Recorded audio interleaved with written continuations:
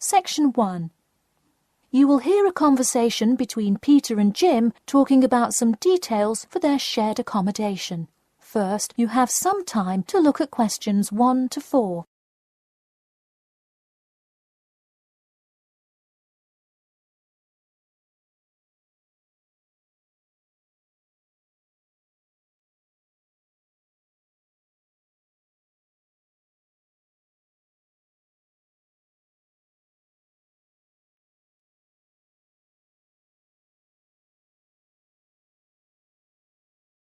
You will see that there is an example which has been done for you.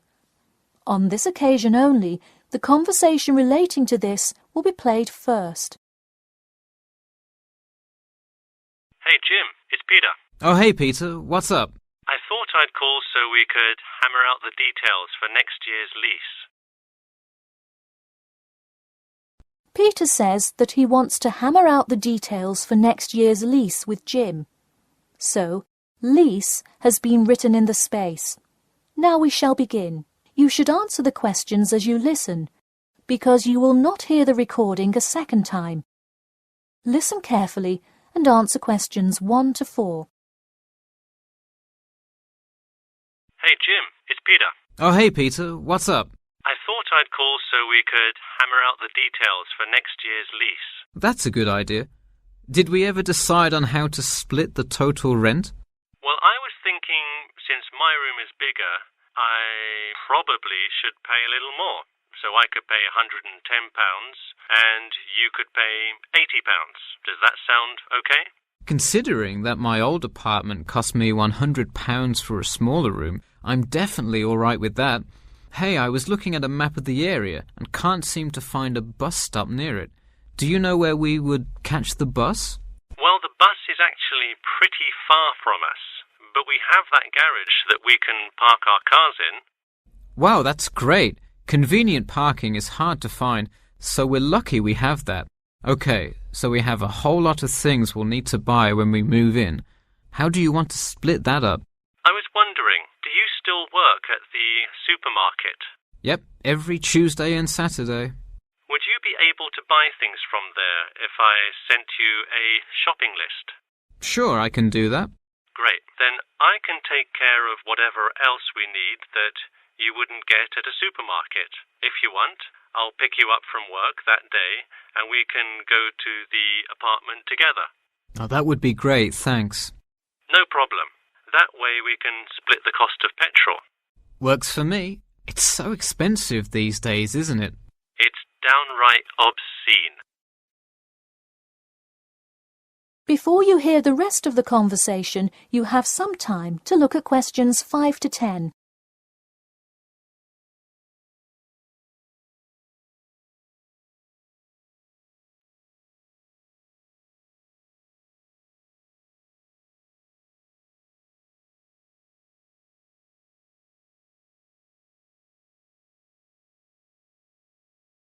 Now listen and answer questions 5 to 10.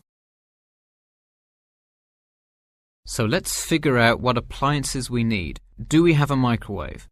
Yes, the landlord's providing that for us. Hey, do you still have that space heater, though? We need one for the kitchen since it's not connected to the central heating. All right, I'll bring that. Anything else?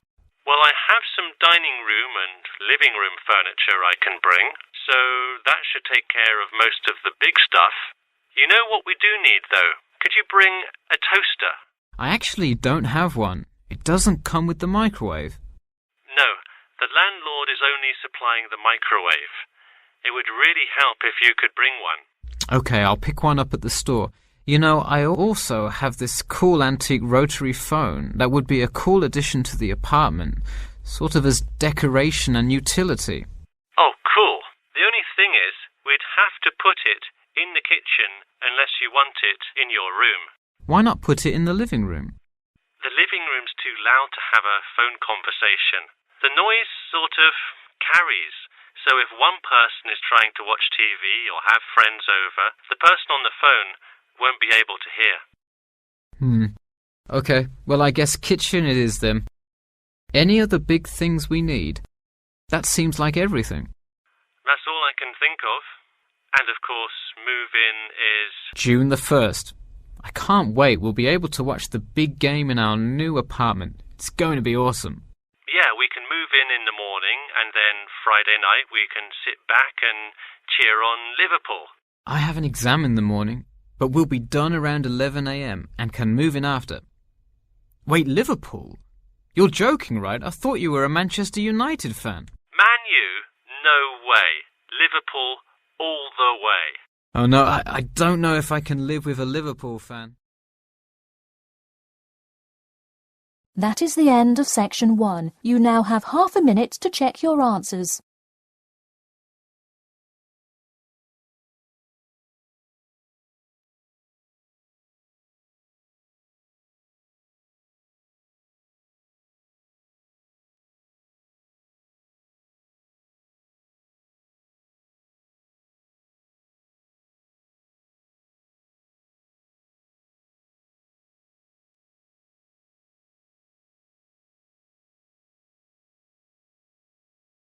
Now turn to section 2.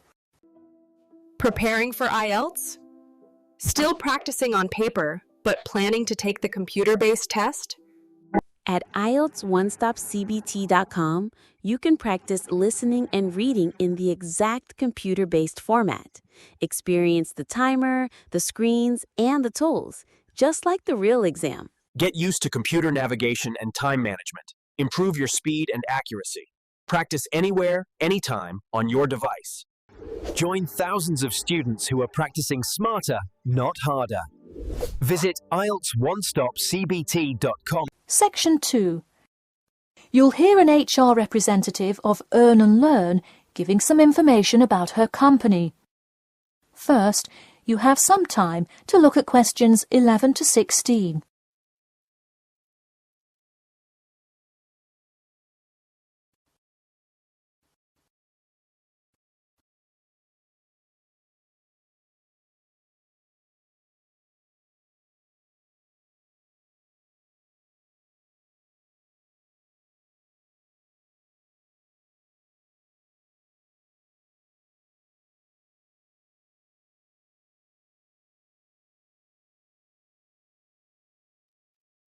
Now listen carefully and answer questions 11 to 16. Welcome to all of you. Can everybody see and hear me? Good. I'm Sarah Connor, an HR representative of Earn and Learn. I have been asked today to talk to you about our company. So, for those of you who don't know very much about the company, let me start by giving you some basic information about it. Earn and Learn started nearly 20 years ago. It is not a charity but a for-profit company that enables promising entrepreneurs to make money while traveling. During the past 10 years, it has grown rapidly and has gained great influence in most countries of the world.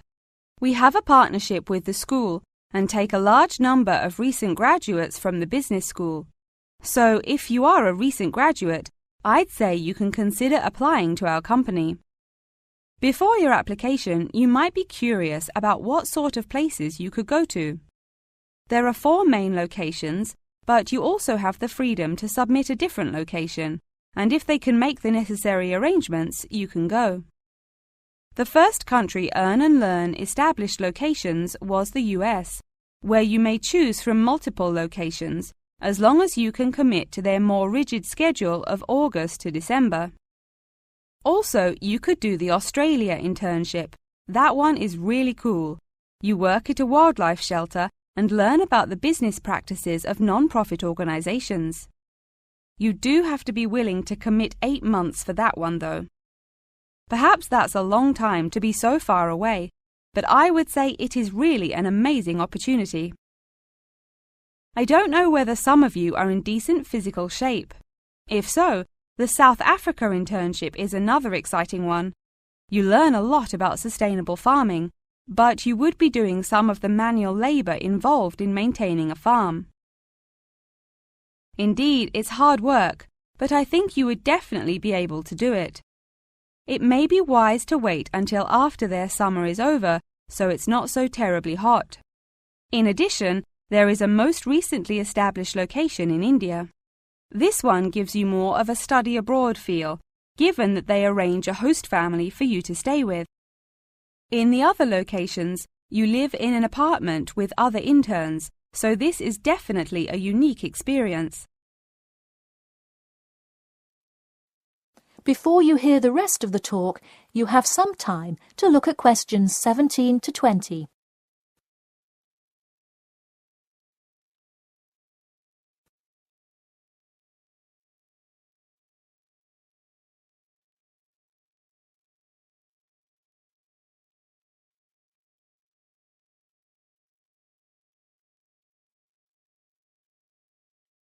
Now listen and answer questions 17 to 20.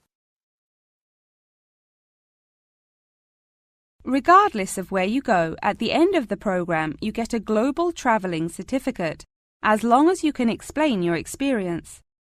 You can provide a written log of what you did. I recommend writing journal or blog entries about what you do every day, or a weekly summary of each day. Of course, you don't have to write up a formal report or anything like that, and you need to apply for it once you have returned. Some students may want to know whether this is a paid internship. Actually, you have to pay for the flight there yourself. But you have the opportunity to create your own small business, which could earn you money if it's successful. So basically, you pay for it all up front, but when you're there, you can find ways to make money. That is to say, you pay for 2/3 of the cost up front as a deposit, and then give the final installment 1 month prior to your return. Finally, I have to remind you that you need a health check before you go, to make sure you're not going to spread any communicable diseases. In addition, before you go, you don't have to attend any meetings or workshops. You'll meet everyone you'll be working with once you get there. Okay. Well, that's all I've time for today. Thanks for listening, and I'm happy to take any questions if you have them. That is the end of section 2. You now have half a minute to check your answers.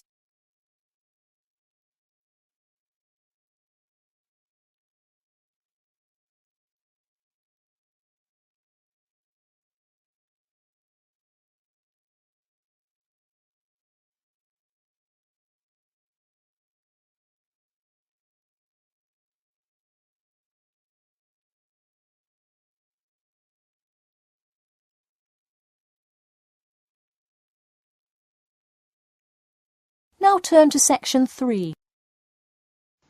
Section 3.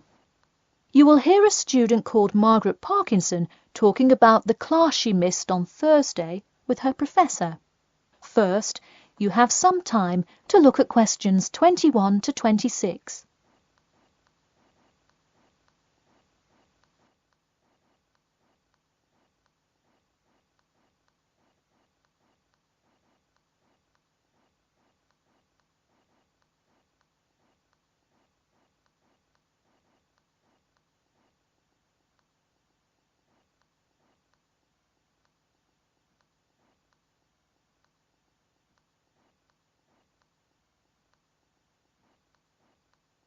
Now, listen carefully and answer questions 21 to 26. Hi, Professor Timmons. Do you have a few minutes? I was hoping to talk about what I missed on Thursday.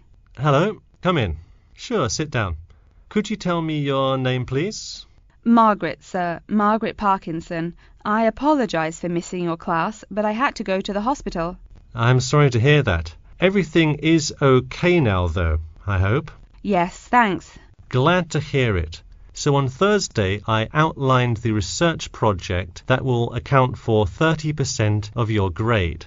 All students will be divided into groups and will give a well-researched presentation to the class covering a specific topic relevant to student life. Oh, that sounds interesting. Can we choose just any topic that pertains to life as a student, like how to start your own student organisation?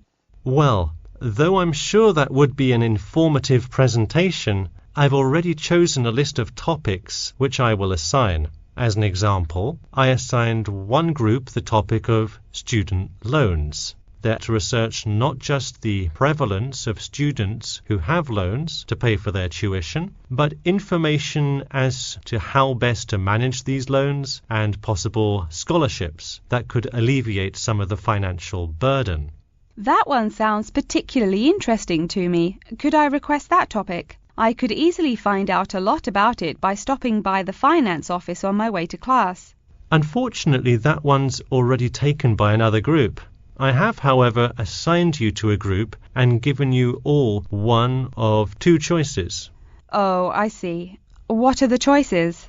The first is discussing smoking, trends in the number of student smokers compared with the general population, popular reasons students take up smoking, and more healthy alternatives to smoking. That one could be interesting. I'm not a smoker myself, but we'll see what my group thinks. If we did choose this topic, we would rather not put our fellow students on the spot to interview them. Where else could we gather information?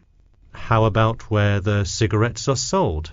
Oh, that's a great idea. I could interview the manager of a supermarket and find out the average age of people buying cigarettes, or how much they buy, that sort of thing. Precisely. Okay, I'll keep that in mind. And what was the other topic? The other topic is the practice of natural medicine. It sounds far more specific than the others, but it is more of an exercise of outlining a career path. If your group chooses this, you would cover the specifics of becoming a doctor of natural medicine, how to become licensed to practice natural medicine, what the career outlook is, etc. You could find much of the information you need on this in the careers office. Wow, that would be really helpful, not just in learning about natural medicine, but in how to approach researching any career path. That's the idea. I want groups to really think outside the box to find information on their topics. They should interview multiple sources. Okay, now I think I have the general idea. Before you hear the rest of the talk, you have some time to look at questions 27 to 30.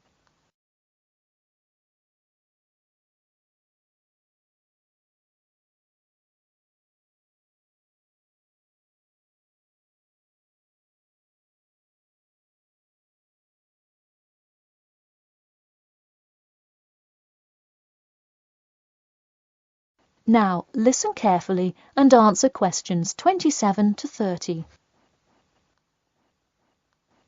When is the presentation due?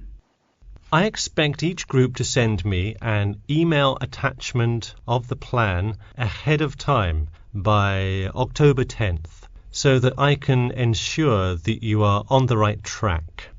Oh, that's actually really reassuring. I would hate to spend so much time on a presentation only to find we had taken it in the wrong direction.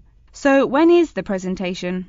I let groups choose from the list of time slots I have between November 1st and November 5th. Okay, how about the 3rd? I'll have to check with my group, of course, but maybe we could write a tentative time? Sure, let me take a look. I'm actually booked completely through the 3rd and 4th now. How about sometime in the afternoon of the 5th? Great. How about 2 o'clock? No problem. I'll pencil your group in. Okay, thanks. And to clarify, what exactly is due in the first phase? Before the October deadline, I want your group to have compiled resources and then to provide some initial data analysis to support your claims. Okay, so data analysis is due the 10th of October, and then the Presentation?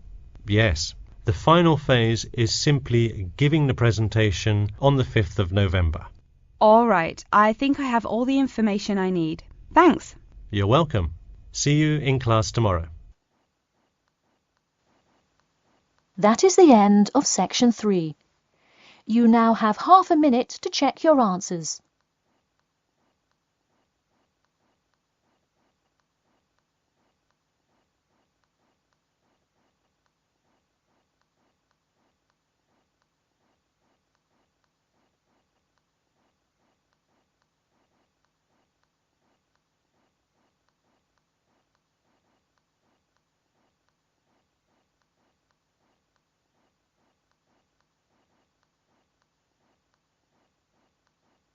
Now turn to Section 4. Section 4. You will hear an introduction about an eco-friendly building called the Gherkin. First, you have some time to look at questions 31 to 40.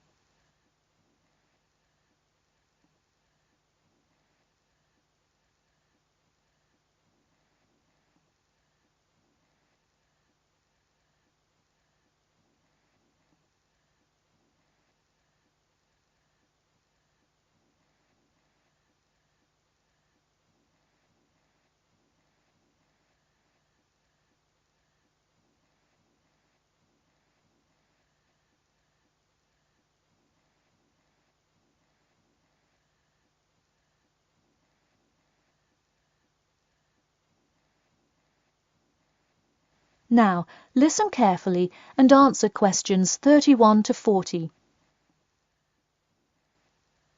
Today, I'd like to tell you about how UK architects are playing their part to address the issue of global warming.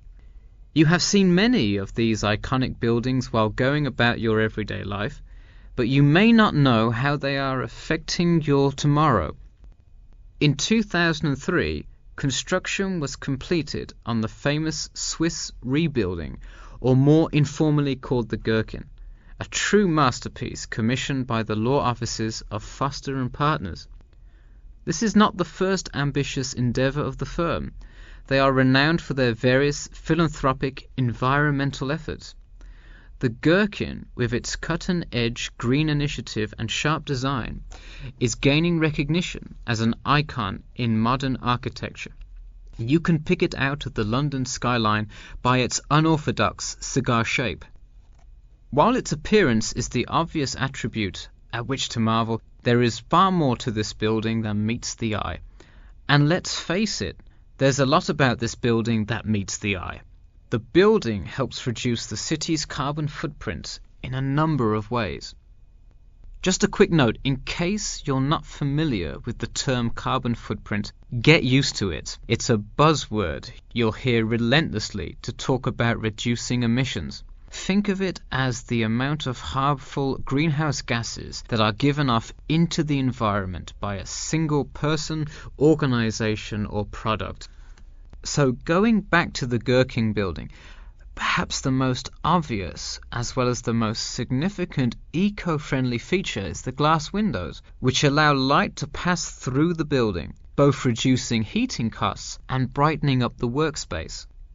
The ingenuity behind the various eco-friendly aspects of the Gherkin has seen its fair share of publicity both from serious and silly sources. In a recent April Fool's Day edition, One e-publication printed a story detailing plans to replace 50% of the current exterior with grass, which would not only make large steps in the name of sustainability, but also give the building the green hue that would truly earn it the nickname of the Gherkin. The only drawback is, as you may have guessed, that this story was an April Fool's Day joke and completely made up.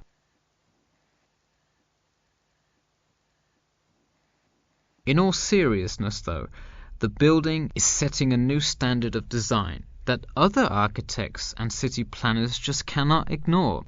The building's bold and cost-efficient design has won a number of architecture awards, including the Stirling Prize, the London Region Award, and the Empress Skyscraper Award, among others. The design comfortably accommodates a large number of offices, while keeping maintenance and operation costs down, striking a superb balance between nature and the workplace. Nature is well and good, as long as the weather is nice outside. Given London's notoriously bad weather, the architects knew they must devise a quality temperature regulation system, and that they did. A special system designed to reduce the building's reliance on air conditioning was devised that cuts consumption in half compared to standard office buildings. There are atria that link each floor vertically to one another, forming spiraling spaces up the entire building. They serve not just as social common spaces, but also act as the building's lungs, distributing clean air from the opening panels in the facade through the entire building. The building isn't all business though. It has its fair share of fun as well. At the very top, a club room offers a picturesque entertainment spot for company functions, private parties, etc., with a breathtaking panoramic view of the city. The creation of such an innovative structure has many wondering what the future of urban planning and architecture may be. Well, if the other projects currently commissioned by Foster and Partners are any indication, the entire city constructed with similarly eco-friendly buildings is not far in the distance. The Masdar City development aims to create a desert city that produces zero waste and removes as much carbon dioxide from the atmosphere as it puts in, a huge feat in protecting our Earth. The Gherkin is a truly impressive feat, yet it is not the only one worth noting. Now to move on to another green initiative, I'll tell you about the Eden Foundation building found in Cornwall. That is the end of section 4. You now have half a minute to check your answers.